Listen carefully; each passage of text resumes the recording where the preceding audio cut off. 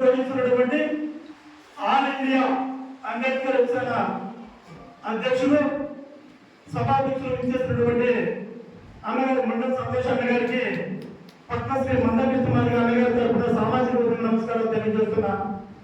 ఈరోజు ఈ జిల్లాలో ఒక పెద్ద పాత్ర పోషిస్తూ మాదిగా ఎస్టీలను కూడా ఒక ఐక్యవేదిగా ఏర్పాటు చేసినందుకు వారికి హృదయపూర్వక కృతజ్ఞత ధన్యవాదాలు తెలియజేస్తున్నా. పెద్ద పాత్ర వహిస్తున్నాడు. ఈ మధ్యకాలంలో నేను చూస్తున్నా అన్నయ్య ఈ కారం చేడు అమరవీరుల దినోత్సవం ఏర్పాటు చేయడం అనేది చాలా ఖర్చుతో కూడుకున్న విషయం. ఈ కార్యక్రమం చేస్తాడు, ఇంతమంది వస్తారనేది నేను ఎక్స్పెక్ట్ చేయలేదు వాస్తవంగా. కానీ అన్ని కులాలకు అతీతంగా అన్నయ్య ఈ కార్యక్రమం చేసినందుకు వారికి మరొకసారి కృతజ్ఞత ధన్యవాదాలు తెలియజేస్తున్నారు. మన ఈ జిల్లాలో మేజర్గా ఉన్నటువంటి మాదిగా సామాజిక వర్గం నాయకులు పెద్ద ఎత్తున ఉన్నారు. కానీ ఈ కార్యక్రమానికి అటెండ్ అవ్వకపోవడం చాలా బాధాకరం. ప్రతి ఒక్కరు కూడా మన ఇంట్లో సమస్య, మన ఇంటి బంధువులు చెప్పినట్టుగా ఆ విధంగా కోరుకుని ప్రతి ఒక్కరు కూడా ఇలాంటి కార్యక్రమం చుట్టూరు విషయంలో కానీ అదేవిధంగా కార్మికులు లక్ష్మీపురం విషయంలో కానీ ప్రతి ఒక్క కార్యక్రమ సమస్యల ప్రతి ఒక్కరు హాజరవ్వాలని ఇది చిన్ని గతంలో 1985లో 40 సంవత్సరాలు అయింది. ఇది ఒక మాదిగల మీద కమ్మ భూస్వాములు అతి కిరాచకంగా హత్య గావించడం జరిగింది. అయితే వాస్తవంగా గవర్నమెంట్ వారు 6 చనిపోయారని చెప్పారు. వాస్తవంగా చనిపోయింది 8 మంది.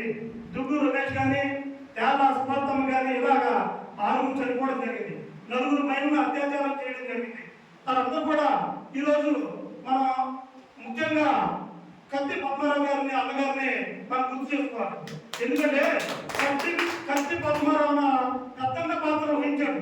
ఆయన లేకపోతే ఈ ఉద్యమం నడిచేది కాదు. వాస్తవంగా మాదిగలకి అండగా ఉన్నది పెద్ద పాత్ర వహించింది ఒక మా ఆత్మీయ సోదరుడు మాన సోదరులని ఈ సభాముఖంగా తెలియజేస్తున్నా.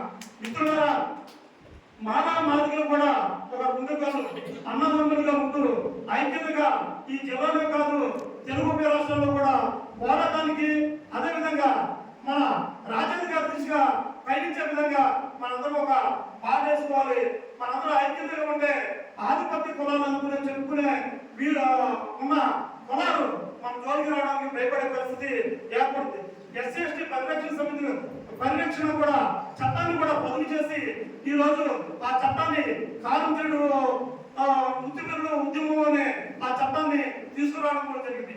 ఆ చట్టాన్ని మనం సద్వినియోగం చేసుకొని ప్రతి ఒక్కరు కూడా మన వేదికల వద్ద మాట్లాడమే కాదు మన పల్లెల్లో కూడా తీసుకొని మనందరం చైతన్యం చేయాల్సిన బాధ్యత మనందరిపై ఉందని ఈ సభాముఖంగా తెలియజేస్తూ ఈ అవకాశం ఇచ్చినటువంటి వేదిక మీద ఉన్న పెద్దలకి అదేవిధంగా నా తోటి ఉద్యమకానికి ప్రతి ఒక్కరికి నా హృదయపూర్వక కృష్ణాంగాన్ని గారి తరపున కృతజ్ఞత ధన్యవాదాలు తెలియజేస్తూ సెలవుతున్నా.